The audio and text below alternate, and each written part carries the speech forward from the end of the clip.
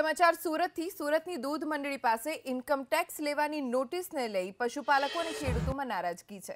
સુરત જિલ્લા અને શહેરમાં કુલ 1000 જેટલી નાની મોટી દૂધ મંડળીઓ આવેલી છે, જેમાં થતા લાભને પશુપાલકો પોતાના વેચી હજુ સુધી પોતાનું રોજી ચલાવતા હતા, પરંતુ દૂધ મંડળી ઇન્કમ ટેક્સ ચૂકવશે તો પશુપાલકોને મળતો લાભ જેમાં કપાત આવશે, જેના કારણે હવે દૂધ મંડળીને ખેડૂત અને પશુપાલકોએ ટેકો આપ્યો છે।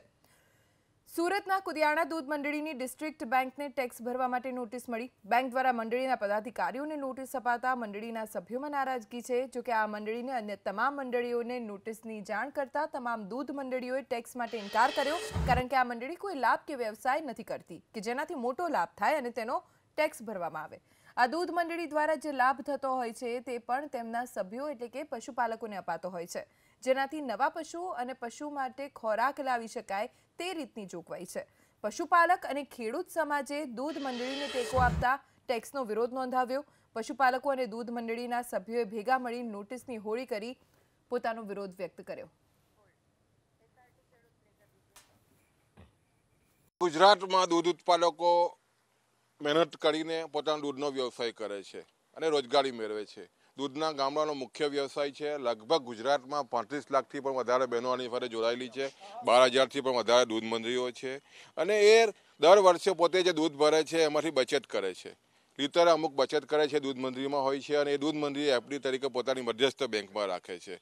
આ સરકારે પોતાની મનમાની કરીને જે દૂધ ઉત્પાદકો અને ખેડૂતોના જે મહેનતના પૈસા છે એની પર ઇન્કમ ટેક્સ લખવાનું પાપ કર્યું છે।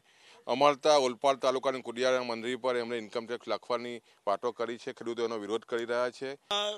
અમને નોટિસ આપવામાં આવી નથી, પણ અમારે મંડળીને ડિસ્ટ્રિક્ટ કોઓપરેટિવ બેંક અમારું ખાતું સીઝ કરવા માટે ડિસ્ટ્રિક્ટ કોઓપરેટિવ બેંકને નોટિસ આપવામાં આવી છે।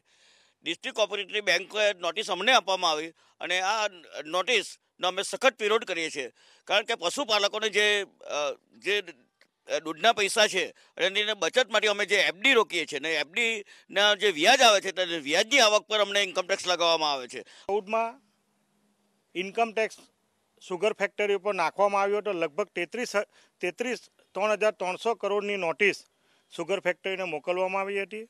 આ નોટિસો હાલમાં પણ પેન્ડિંગ છે। સુપ્રીમ કોર્ટમાં એ મામલો ચાલે છે।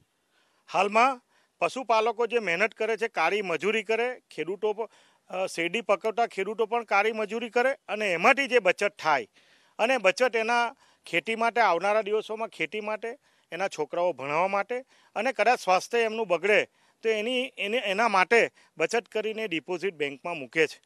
આ ખેતીની આવક છે।